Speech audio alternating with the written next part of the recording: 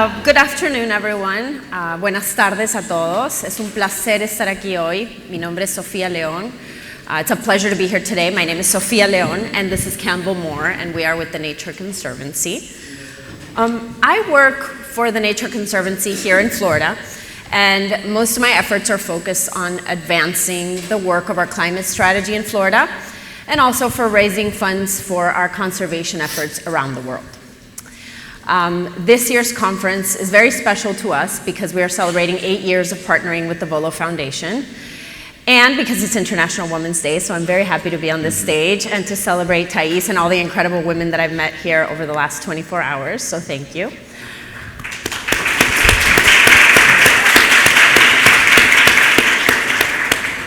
Now, Volo Foundation is one of our favorite partners, and I'm not just saying that. The reason being is their genuine commitment to making progress and to advancing solutions for our planet, and their willingness and curiosity to embrace big ideas in doing so. It is in that very spirit of big ideas thinking and sort of that ethos that we are going to embrace in this conversation today. Now, as the largest conservation organization in the world, the Nature Conservancy is laser focused on addressing the dual crisis of climate change and biodiversity loss. Now, in order to do that, we know that to solve the climate crisis, nature is a big part of the problem, and we cannot do it without nature.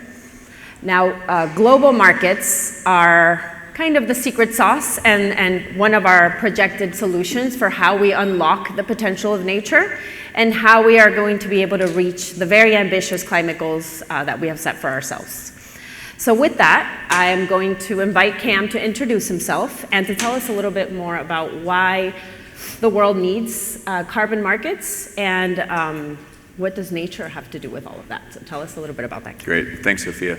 And thanks to the Foundation for hosting us today, this is great. So my name's Cam Moore, I lead the Nature Conservancy's Global Carbon Markets team, so it's about 20 of us scattered around the world, relatively new team, just the last couple of years. And as an organization, we're really focused, as Sophia said, on the role of nature in helping solve the world's climate problem and the role of carbon markets in helping us do that. So carbon markets, I'm going to start super basic. So like, what is a carbon market? So at its most fundamental level, a carbon market is basically a platform that connects people that have an opportunity to do something good for the climate, but lack the financial resources, lack the investment to implement that. So maybe they can do reforestation, but they don't have the money to do it, to companies and governments that are trying to make climate progress and have the financial resources to make that possible. So it's a trade. So the producers of the climate benefit trade basically their rights to say, hey, I did this good climate thing through carbon credits to the financier of the benefit, which is a company or a government, and that helps them make their climate progress.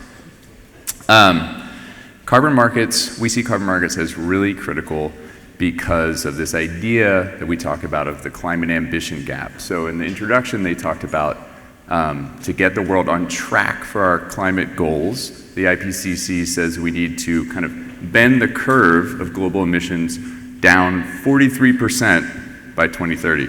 2030 is not very far away, so that is like the hardest task in human history. And carbon markets are not going to solve that whole thing at all, but it's an important tool in our toolbox that we need. The reason is I'm going to draw sort of an imaginary graph with my hand here. So if you think about global emissions for the last, forever they've been going up and up and up, and they're going to projected to sort of keep going, more or less flat for a little while, down a little bit. To meet that 43% reduction, they need to basically go straight down. It's a curve, but it is a very, very steep curve. So we have this like wedge in between where we're on track for and this much steeper curve we need to get on. That's the climate ambition gap. We need to close that gap. That gap exists at the global level. It exists at the level of individual countries. Unfortunately, so far, no countries are on track for their Paris Agreement commitments. So it exists at the country level, and it's more or less mirrored in every company in the world as well, with slight differences. So the role of carbon markets is to help us close that gap. If we don't have carbon markets, then what it means is that every company and every country has to close that huge, very ambitious gap entirely within their own sphere, basically, right? So Germany has to close all of that gap just within the boundaries of Germany, or a company has to close all of that gap just within the boundaries of their company. So what carbon markets can do, when used appropriately, is allow that company to say, all right, I'm gonna try to close 70% of that gap by buying electric vehicles, by switching over to solar energy, by reducing waste and packaging. And I just can't get there the whole 100%, so I'm gonna finance stopping deforestation in Brazil, or I'm gonna finance reforestation in Colombia as a means of closing that last 30%, basically. So that's the role, like that's the purpose of this whole tool in our toolbox. Nature is particularly important in the carbon markets because nature currently makes up about half of the volume of the carbon markets, half of the carbon credits out there in the world. And the IPCC tells us as well that nature can offer, protecting nature, restoring nature, can offer about 11 gigatons, so 11 billion tons per year of climate solutions for a number of decades. That's 1/3, the IPCC estimates that's 1/3 of what we need to close that global gap, 1/3 of the cost-effective solutions. So super important for helping us kind of unlock the real power of nature, and super important for helping us at all scales, really, from individual companies to governments to the whole world, to close this very scary gap that we need to close, like, starting tomorrow. Wow. Okay, well, that sounds good. Now, we have probably all heard about some of the criticism and bad rap and sort of bad things in the news about carbon markets. So is some of that valid, and can you talk a little bit about that? Yeah, some of it is valid, for sure. So the way I like to frame it is the carbon markets that exist up until maybe a couple of years ago, and it, to some degree still exist today, we can think of that as version 1.0.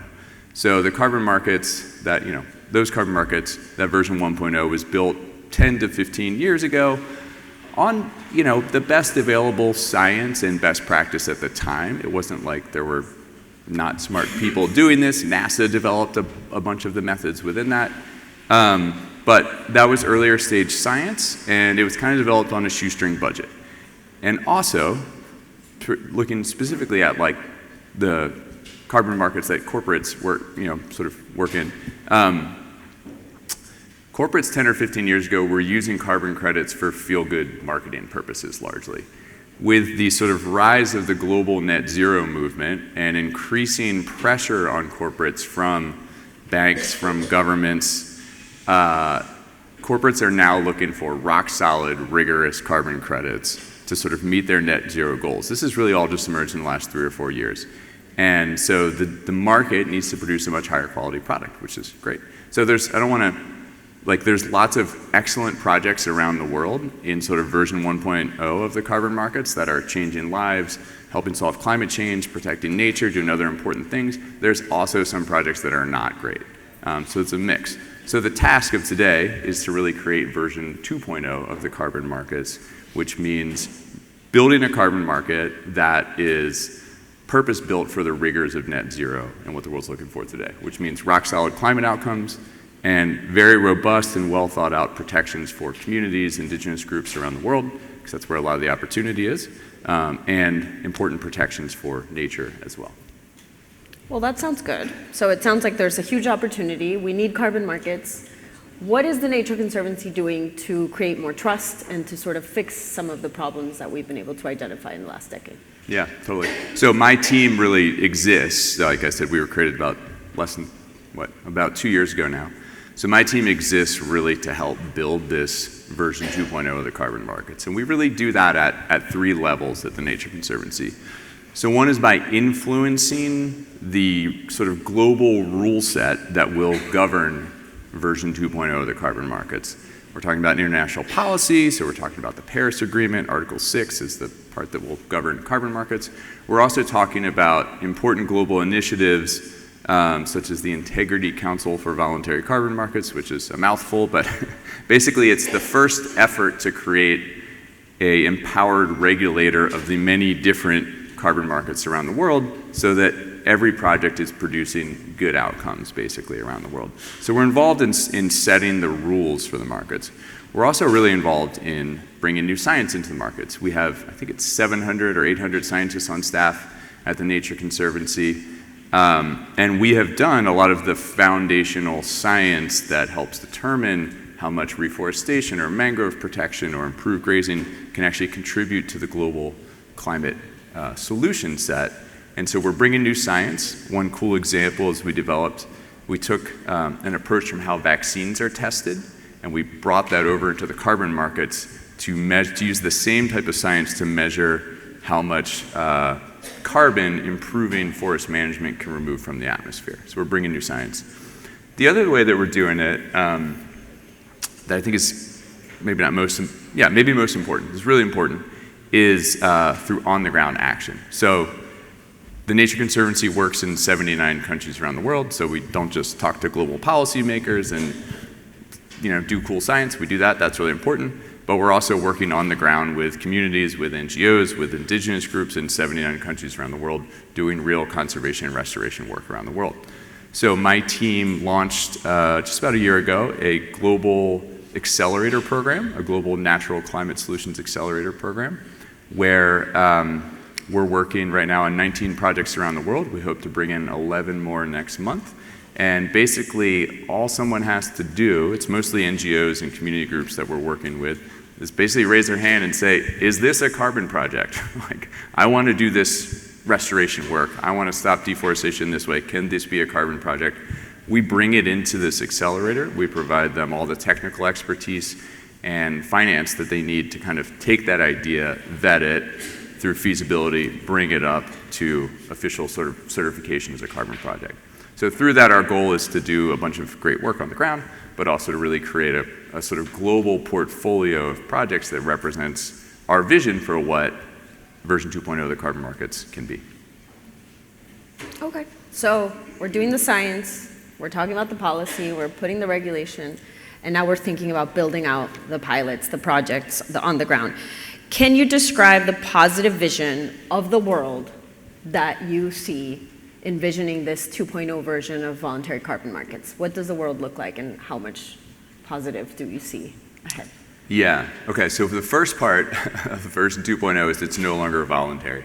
So part of this is if we really, if we want climate action to truly scale, it needs to be regulated more heavily at some point. So we see the voluntary carbon markets where we work a lot right now as sort of the launch pad to regulated markets around the world that are needed. The other thing I want to say, which I said earlier, is like, we need probably 40 solutions to actually solve climate change, and this is an important one, but we need a whole lot of them. So our vision is, there's been different analyses of the potential investment that could go into carbon markets over the coming decades. Those analyses are all over the map, from $200 billion a year to $1 trillion a year. Whatever number you pick, that's a big number. So our vision, if we think about 50% of that going to nature-based projects, our vision is a carbon market that is, like I said, truly delivering on the climate outcomes, truly delivering on biodiversity outcomes, and truly helping communities in that effort.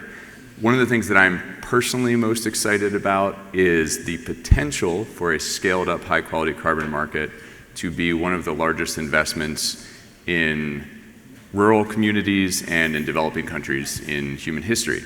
We know that about 80% of the potential for natural climate solutions around the world, so 80% of the potential for improving agriculture, for stopping deforestation, for reforestation, is with indigenous groups and local communities, mostly in the global south. So this could represent a massive financial infusion to help people have better livelihoods in a lot of countries around the world that need it. And so we're particularly excited about the role of nature as a climate solution to help us solve our climate problem, help us meet global biodiversity goals, and to help us address global poverty, to an extent. That's amazing. That sounds really exciting. Now, I think everybody's really excited and envisioning these projects now and thinking about indigenous-led work on the ground for solutions for the planet. Now, can you describe a little bit what a carbon market or a carbon project looks like tangibly on the ground, one of those 19 examples? Yeah, sure. So one that we just started about 3 months ago is in the Solomon Islands. So Solomon Islands is kind of east of Papua New Guinea, so way out there in the Pacific. And a TNC has an office there, and one of the local communities approached the Nature Conservancy and said, hey, we really want to find a way to conserve our forest where we live because it's important to us culturally, and also we know that if we cut down this forest, it's going to pollute the reef where we're doing all of our fishing, basically. This is the largest unlogged tropical forest left in the Solomon Islands. The Solomon Islands has been extremely heavily logged in the last 20 years. So this is the largest example left, and they approached us and they said, what can we do? So we thought about solutions to work on with them, and this approached our accelerator, and we said, let's bring it in and let's look at it. It's looking promising so far to turn this into a carbon project and monetize the value, the carbon value that is created by this community choosing a more sustainable livelihood, choosing to not give away the logging rights to their forest, and thus benefiting the climate and helping them maintain their traditional livelihood and also protect their forest and their reef. So if all goes well, like I said, early days, it'll take about 2 years to get certification. This will be a carbon project that is the largest in the country, and that is also creating the largest protected area, both on land and in the water, in the entire country. So we're super excited about this, and it will be owned. It's not our project. Oh, sorry. It's not our project. We will be providing the technical expertise and the finance they need to get it up and running. It will be owned by the community, and so benefiting 2,100 people that own that land and are creating the climate benefit for the world, and they should be paid for it. That's amazing. That's an incredible example of empowering communities to do the work, to believe in the work in the long term, and to change hearts and minds, which is ultimately the way that we can really get this solved after all. Well, thank you so much, Cam. You wanted to add? We have 2 more minutes, so I'll give one more cool example. One more project. Yeah, let's do it. Why not? And then I'll let you go to lunch. So one more example of a project that's not just a new one, but one that we started about 4 years ago with a partner, the American Forest Foundation, that we're really excited about. It's called the Family Forest Carbon Program. So in the United States, 11 million households in the US are family forest owners. I bet some of you in the room probably are, and you might not even know it. That just means like a family, not a company, not an industrial owner, that owns, on average, I think it's 60 acres of forest. So a relatively small area of forest. Those forests collectively are more forest than the entire federal government of the United States owns. So this is the biggest piece of forest real estate in the United States. And it's in bad health, not due to mismanagement by those families, but just due to the fact that they haven't had investment in those forests to keep them healthy over the long term, and they've been exploited by loggers in some cases. And so the Family Forest Carbon Program, we're trying to sort of tap into that. We have, I think, we're closing in towards 1,000 landowners in this program.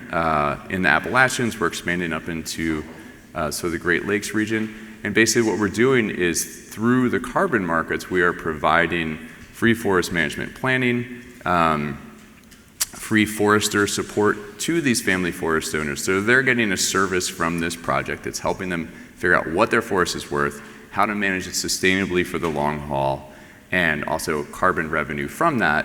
And carbon markets are making this whole thing possible. And eventually we hope that it's going to benefit thousands of people across the United States and conserve a big chunk of that largest piece of U.S. forest real estate. So we're in year 4 of that program, and hopefully can reach several thousand landowners in the next couple of years. So I'll stop it there. We have 3 seconds, so I'll just say thanks again to the foundation. Really appreciate it. Thank you so much, everyone.